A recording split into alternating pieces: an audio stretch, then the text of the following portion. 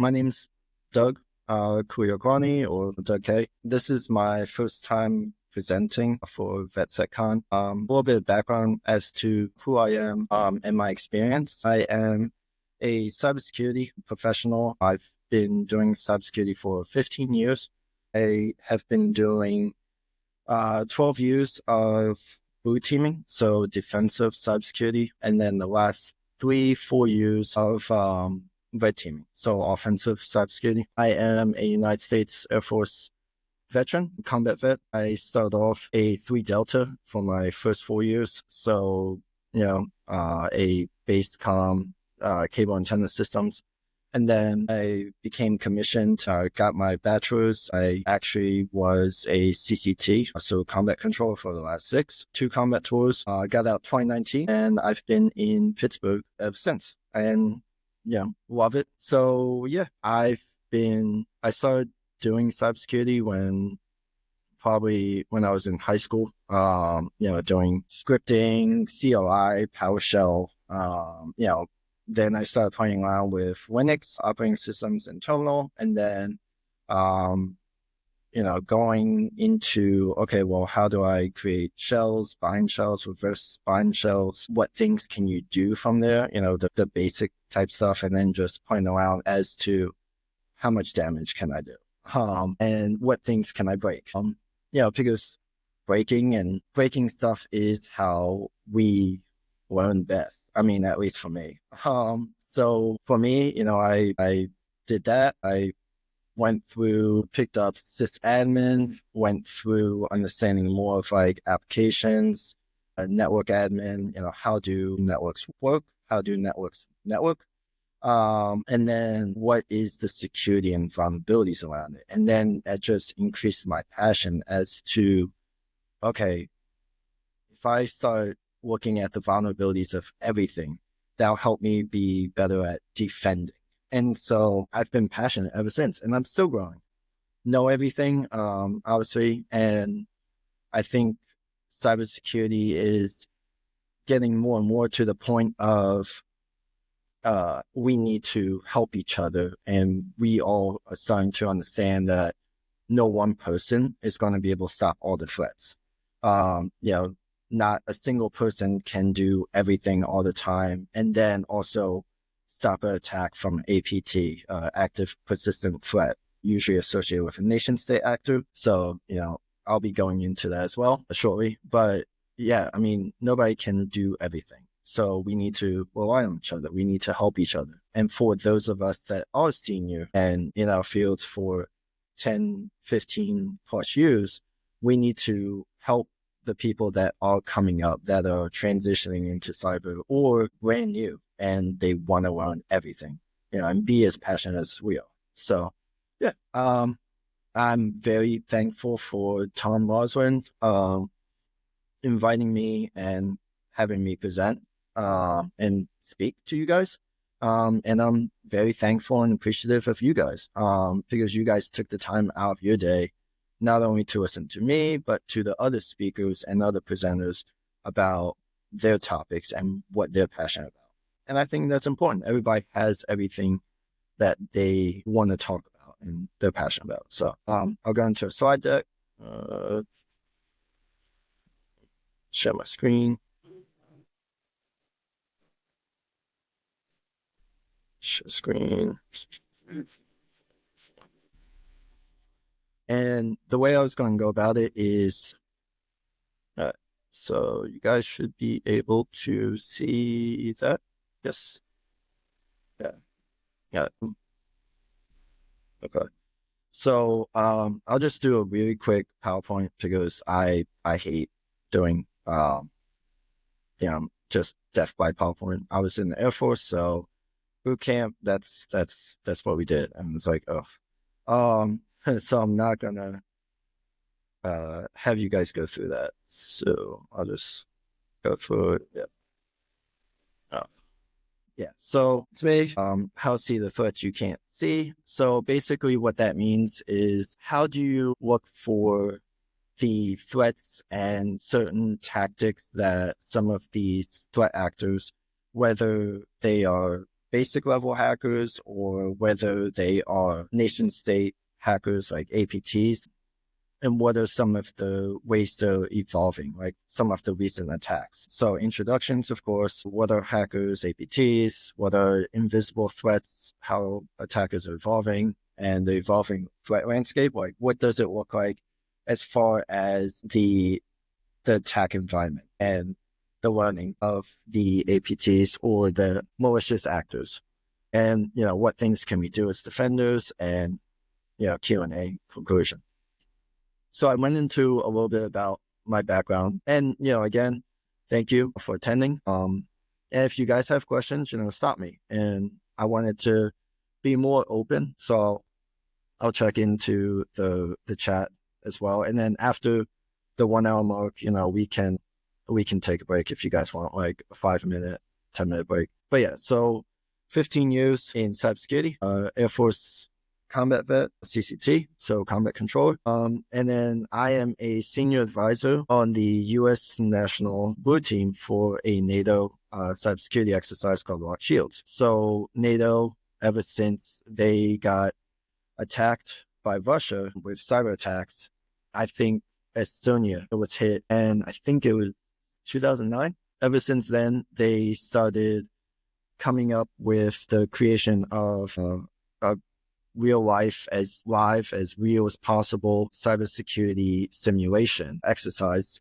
from the NATO CCTCOE, and the headquarters is in Estonia. And so every year they hold this exercise where they prepare for worst case scenarios. So that way, if there ever was another attack by Russia, and a huge scale cyber attack by Russia to Estonia, NATO, any NATO allies, it would help the countries or the participants be involved, be more prepared for something of that scale. So I've been doing that for 3 years, do it every year. And so 10 years have been defensive, and 4 or 5. So certified in threat mitigation, incident response. But yeah, so hackers, not this kind.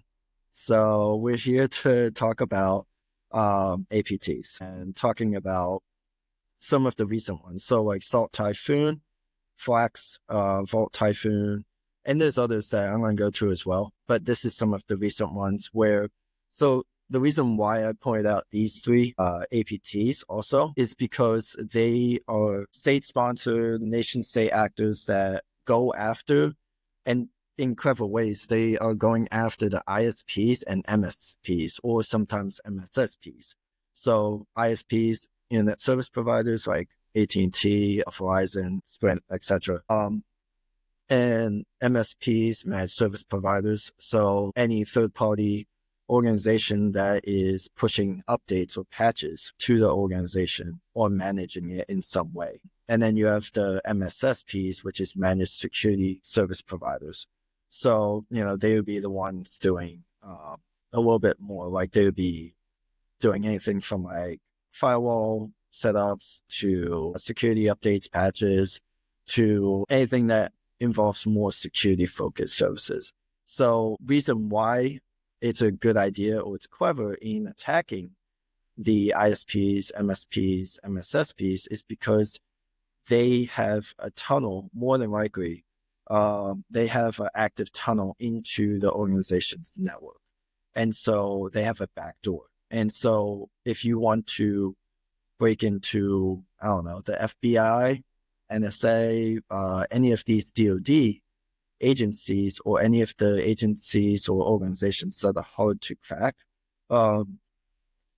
instead of trying to bash through the front door, you could also do a coordinated attack, or maybe an easy attack of, let me see what organizations or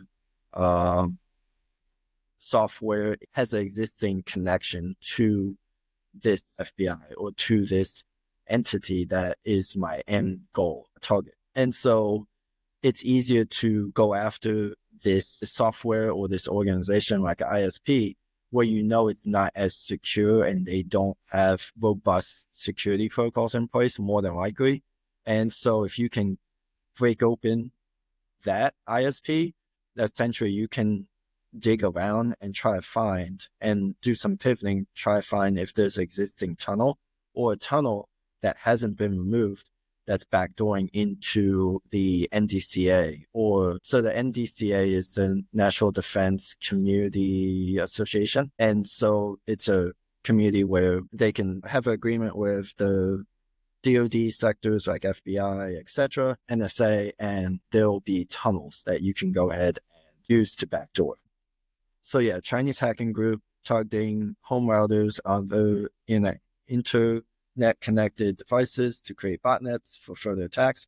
So on the same pattern of attack. So usually with these, and also another reason why I pointed these 3 APTs out is because they all have the same indicators of attack. They all have the same, okay, well, we're not going to go after the FBI and the NSA and all of these organizations that are really secure on the front end.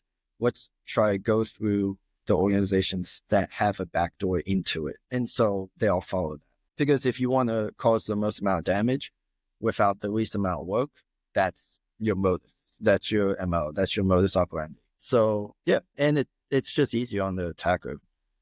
Why would I spend so much more effort in trying to go through something that is going to give me a lot of resistance when I could just find the shortcut? Invisible threats, or some of the threats. So this is from the MITRE ATT&CK framework. So if you guys aren't familiar, MITRE ATT&CK framework has 14 steps of basically how an attacker attacks, like the attacker's methodology. Yep, I have it pulled up. So this is the website. If you guys are not familiar with this, this is a great resource. If you want to know what step process is an attacker going through, attacking phases. So for example, the first phase is going to be reconnaissance, which is obvious.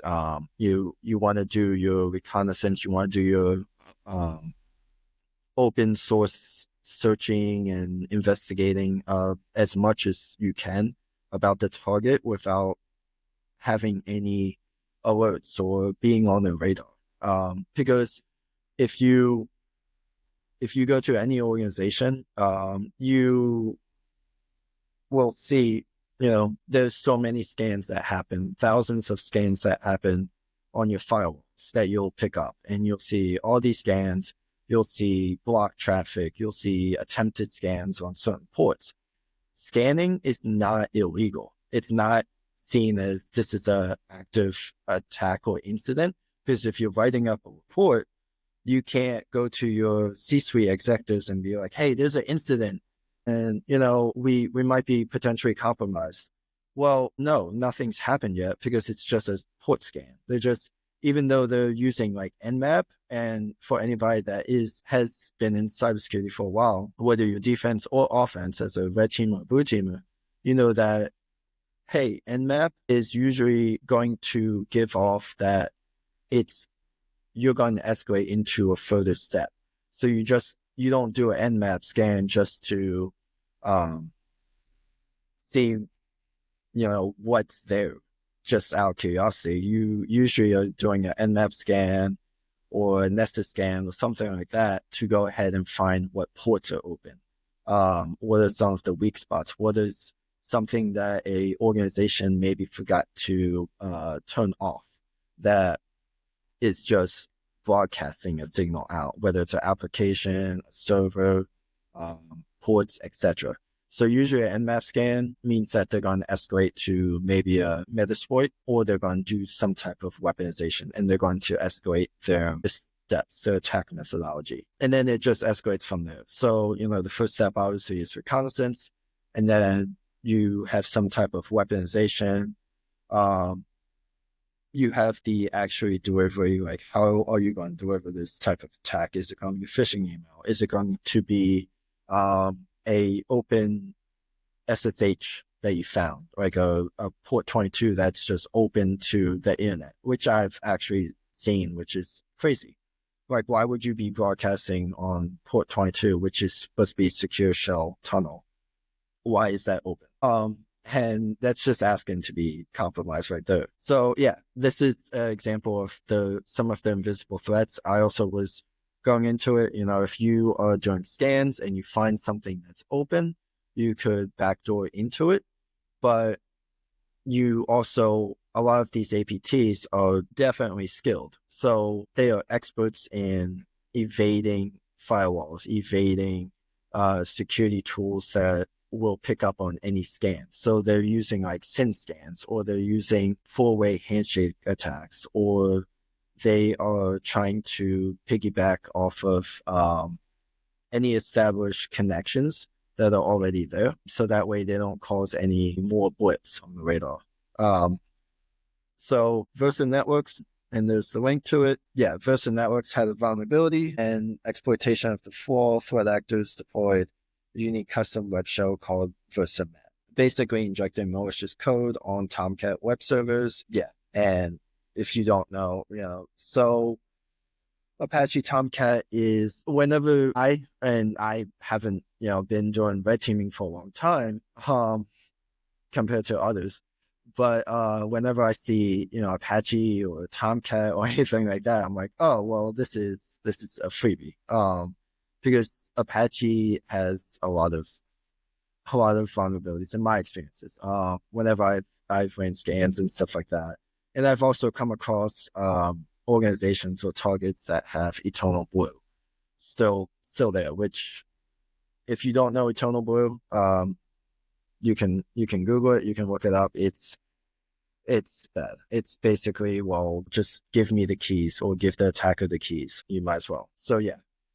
Malware also had the ability to harvest plain text user credentials, which could give attackers access to downstream customer networks. So backdoors as an authenticated user. Demonstration. I can actually, I don't know why I cut it off. I'm sorry. So this demonstration, we can actually go through it. This was something that somebody had posted that I thought was really good as far as the code, and it's actually easy to go through and create a reverse bind shell, for instance. So if you don't know what a reverse bind shell is, it's a way that you can go ahead and establish a tunnel to a host and be connected. Usually whenever I've ran a reverse bind shell, it's usually with a Windows host. And I'm trying to make that Windows host or that target host a zombie. So it's establishing that tunnel so that way you can go ahead and have the host listen in, and you could potentially launch attacks from the host inside of the organization, or make it look like this host is launching attacks when really it's not. So they're just a zombie. They're just following the orders. They're just doing the thing. They're the victim, but it looks like they're an attacker, and you can just go ahead and launch attacks from there, or you can go ahead and dig, etc. So yeah, this is a reverse bind shell. You guys can, anybody that has some familiarity could go ahead and run through it in 5-10 minutes. So yeah. Another demonstration. So this is me basically establishing it really quick, 5 minutes. It's easy. And then this I read is a DLL injection that I'll show you guys. Actually, this is the dynamic link library injection, MITRE tech.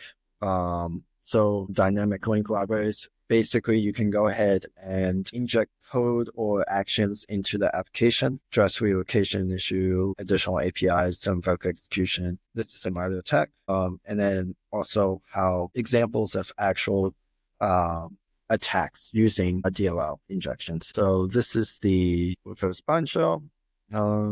What's of Metasploit reverse shells? Yeah. So for this, it's just going through.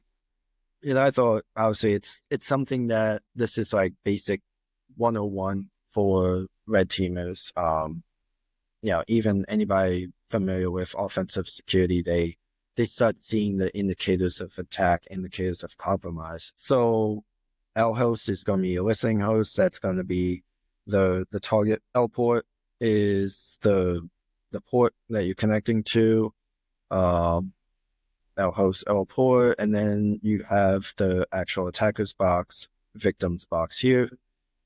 Go ahead, set that up, and then you run Metasploit. So that's the MSF right here, console that you'll run. And then you'll see this right here is the actual payload designation. So in Metasploit, when you first spin it up, you have the option of if you want to go sudo and have root admin. For this, you just go straight into the payload or into the, you can go ahead, set the attackers box, the victim box, the port, and then you can go into set the payload. And then this is an example of setting the payload here. So you have the L host, the L port, and then you go into the actual designation, and then you can check it. So you can do a check where it checks to make sure that it can execute the payload or the exploit on the target, and it has a connection. It, you can also ping it, make sure it's alive. There's a response back.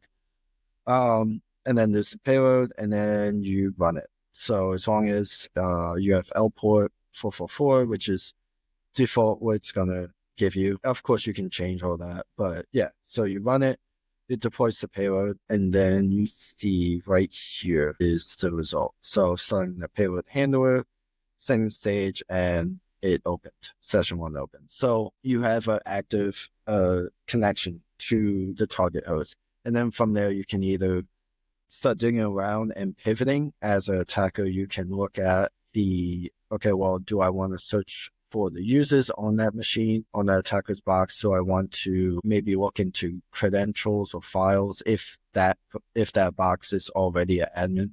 So once you do credential grabs and you gain admin access on that box, you can go ahead and dig around and try to find, okay, what are the important information on this machine, or what is this machine in comparison to the environment you're in of that target organization. So yeah, that's one of the ways you can detect it, obviously. But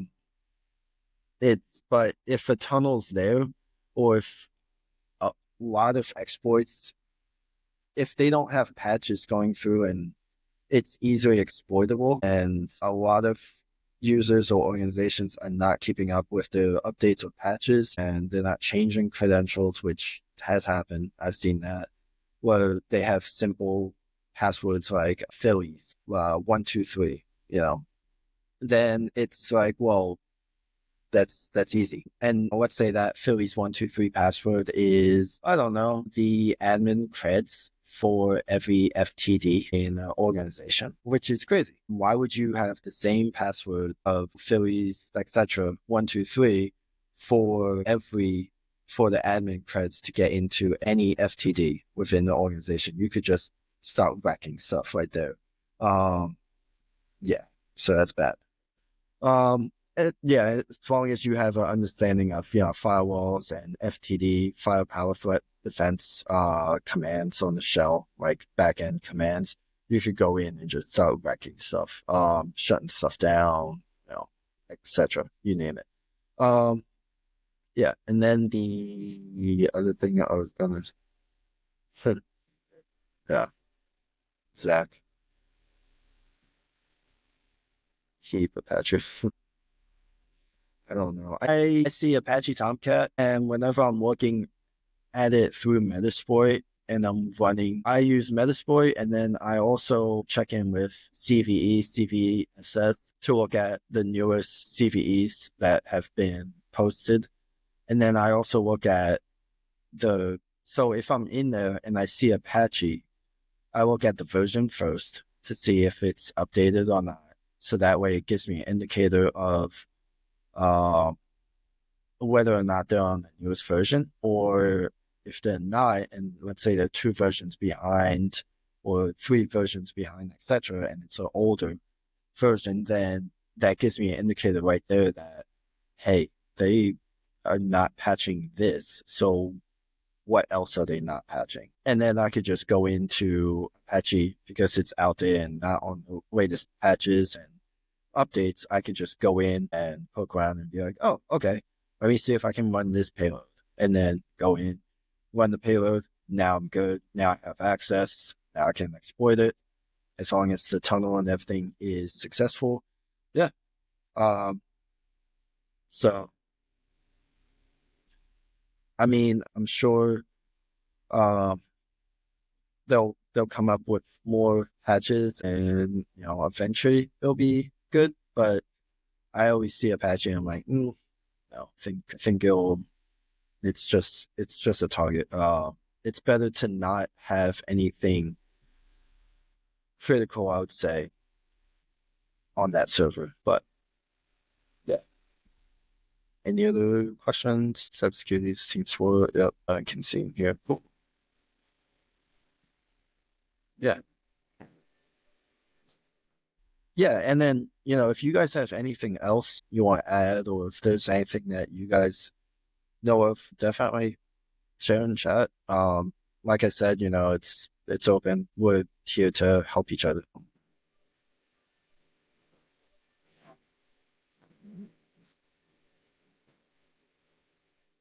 So, and then this is the example of DLL injections. So yeah, DLL injections.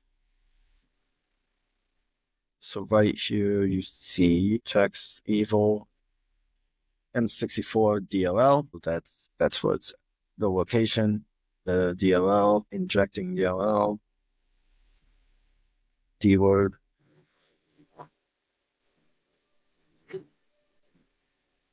Oh,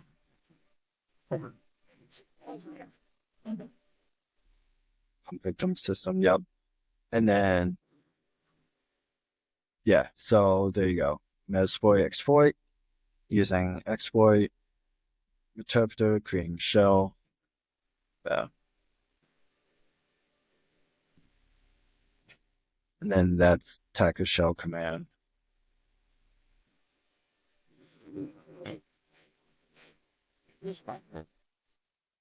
Executable there, which has the DLL script inside of it. Yeah. And then there's success. There's a screenshot of success.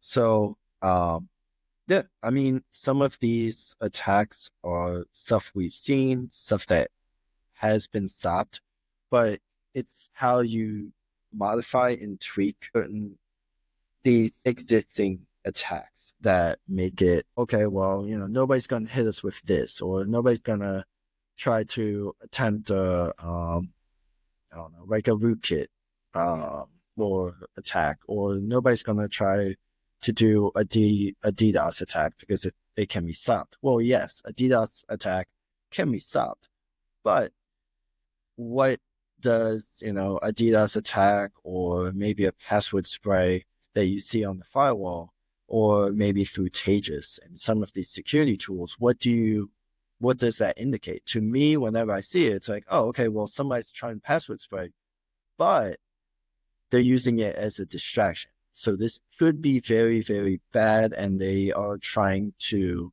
use it as a distraction point so they can, have us pay attention to this alert. That's like, oh my God, Taegis is saying that it's a high critical event, and this is a level 5 um, indicator of attack. And because Taegis also does just like any other tool, it will have false positives because there's certain things that is normal to your environment, or what is normal, what is okay and accepted traffic. And hey, this isn't somebody trying to compromise a machine. It's just somebody establishing a tunnel, like a sysadmin, so they can push updates or push a Microsoft executable patch that's needed for certain applications housed in your organization or your custom environment. So the tools will go ahead and flag it as like, oh, oh my God, the world's crashing and burning. And so if you see that as a security analyst, you start, sometimes I've seen analysts where they get into this pattern of false positive, false positive, false positive, false positive. Ah, wait, this is a password spray. Well, there's a lot of password sprays that Microsoft defenders are loading on. And, you know, I saw that last week and they were all false positives. This is probably a false positive. Disregard, oh, about just Microsoft doing its thing. No, like that was the one time where it wasn't a false positive. And that's all that's needed of like, oh, well, now it's not a false positive and it actually was a malicious actor or somebody trying to do a password spray, but they're doing it and maybe they're probably more than likely, if they're smart, they're doing another attack because they want to distract you from, hey, look at this fire, look at this alert that's coming up, and let me just go into it back and try to find ports that are open. Or let me go ahead and try to compromise like admin password using hashcat. Let me try to break credentials. You guys have a SHA-1 on one of your like mainframe or your mill file, your mill machines or your mill networks. You have a SHA-1. Well, let me just break that really quick. Yeah, that's to me, whenever I see DDoS, whenever I see password spraying, that's to me an indicator of like, okay, well, this may not be even though it looks benign and it looks, like, oh, this could be just something. Yeah, it might be wasting your time, but that extra time you're taking to make sure it's not, something bad is good. It's, you're getting out of that habit of false positive, false positive, false positive, and just ignoring it. So another thing is, talked about the APTs. What we can talk about is, I can talk about more of the threat actors, different types. We can look at different groups, but we can also look at some of the tools as well. So some of the things that I want to press upon and, make sure that you guys understand, whether you're new in cybersecurity, whether you've been in it for 20 years, that tools will fail. So tools will definitely fail. Cybersecurity tools, security tools, anything will fail because you can't rely on it to always be there in the event of an actual attack. And that's a good mindset to have. You shouldn't rely on the security tools to save you or to stop every attack, because they won't. There is something that will get through as long as it's crafted well, as long as it looks like it's allowed traffic. And all you need is that one network admin or that one person dealing with the firewalls or pushing updates to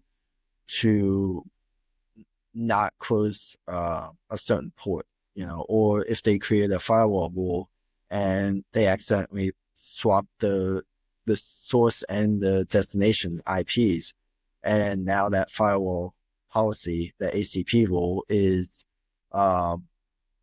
allowing any traffic from on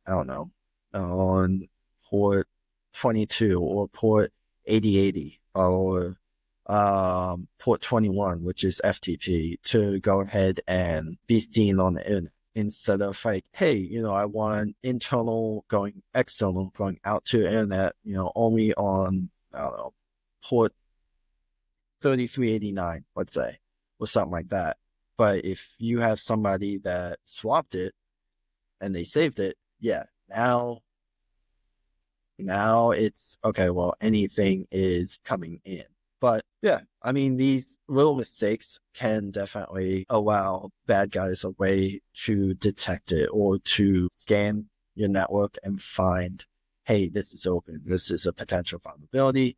This is something that I can take advantage of, because there are small mistakes, and that's the main ways that a lot of these malicious actors and APTs are getting in, is because of small mistakes, like missing a patch, missing an update, not closing certain ports, leaving certain ports open, not removing access credentials. That's another big one too, is you'll see a lot of organizations where they don't remove credentials and access of either existing employees or employees that used to be with the company, and they won't do housekeeping, and you just have these random admin accounts just laying around. And it's like, why does Sally Sue need, admin account to the Microsoft Azure environment, and also to why she need admin accounts to, I don't know, like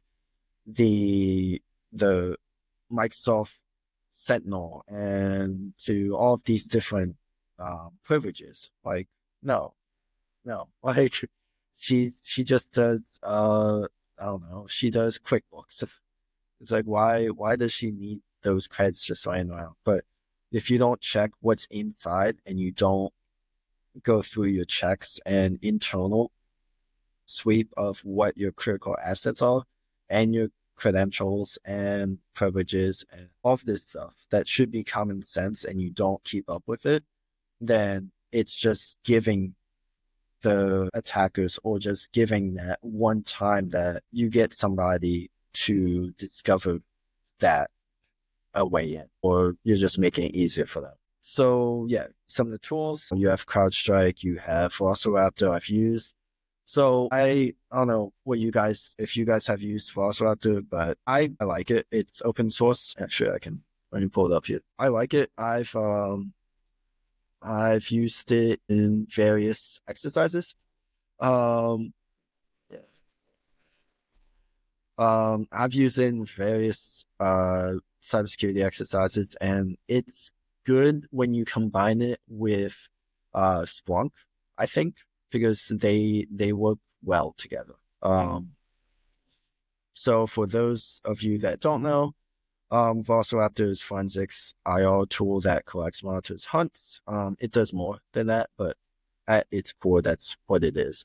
CrowdStrike is an EDO, so endpoint detection and response tool.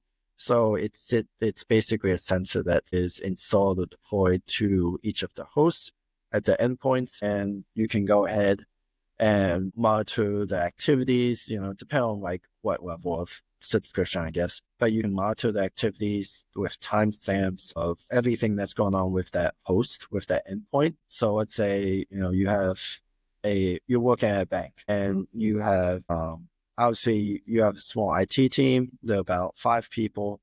So you don't need, I guess it's good to have a CrowdStrike on everything, because then you can go ahead and see, okay, well, this is being detected here. But yeah, with CrowdStrike, you just deploy on everybody's machines, on all the workstations and the hosts.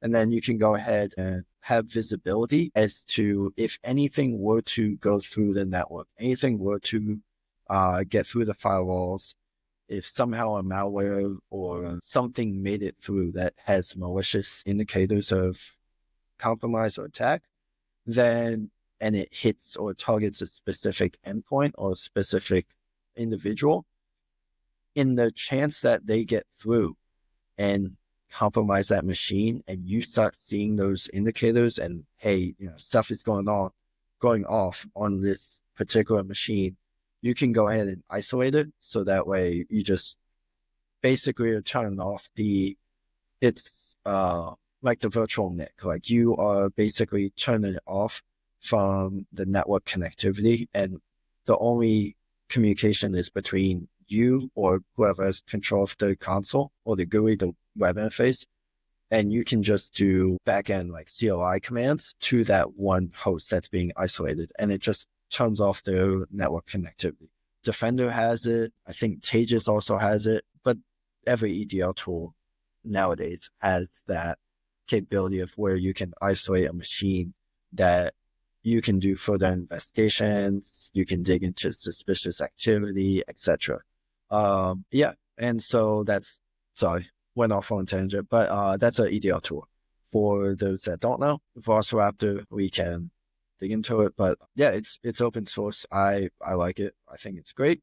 Obviously, there's so many different tools that do the same thing.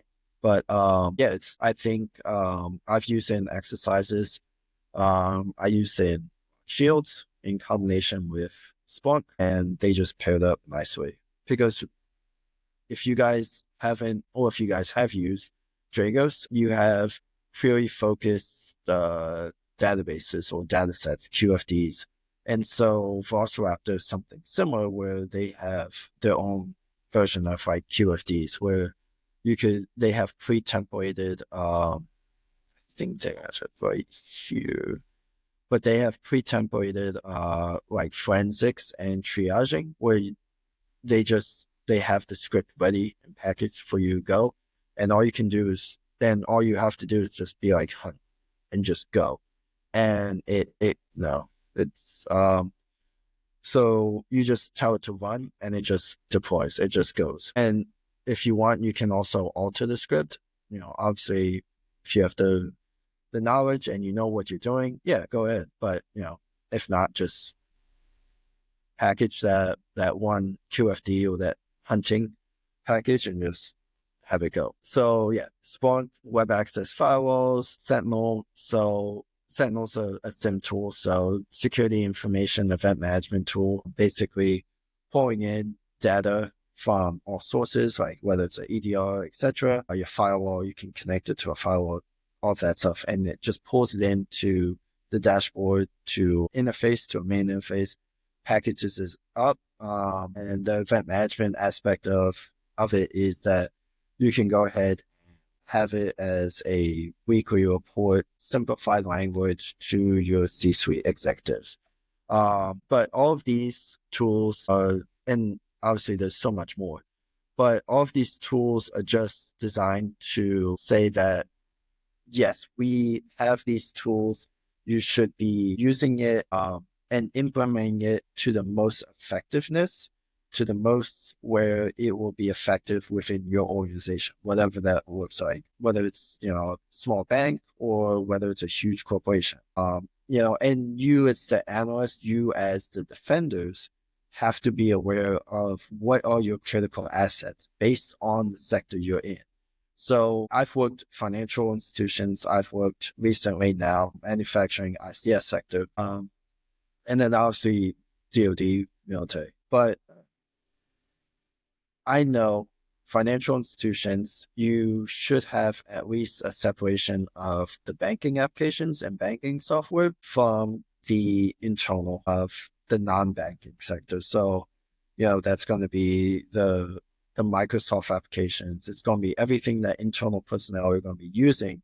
And you should have that segmentation. And then within that, you should also have further protection of certain departments, and make sure that if the director of banking, I don't know, software, if her machine gets compromised, there's no chance that actor could go ahead and pivot or jump to the director of IT. So financial institutions, knowing the critical assets, are they using any digital assets? Are they using cryptocurrency? Are they using, I don't know, do they have micro-segmentation or segmentation of banking software and banking applications to internal? Are they also creating environments or machines for personnel that don't need extra applications or extra utilities that they shouldn't be exposed to? So for instance, are you setting up the bank teller with the same environment that everybody else is using? Or are you just giving that bank teller a Citrix operating system and just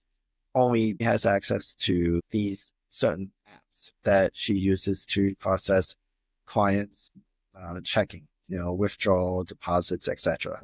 So knowing what are the critical assets within your sector, manufacturing, ICS sector, they're going to have SCADA systems. What is the SCADA system? Well, what does it control? What does it look like in that particular organization?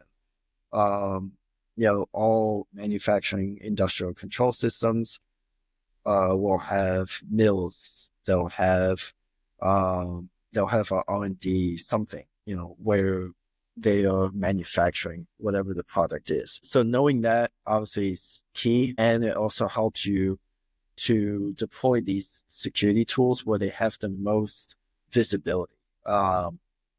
So, if you are using Dragos, you want to make sure that you have the sensors, you have telemetry into your key critical buildings or your assets, like your R&D or anything that's dealing with the forges or anything like that, that if they get attacked, if they are on older operating systems, you need to make sure they are protected or they are segmented away. But you also want to have eyes on the the mill side or the manufacturing, the actual product line.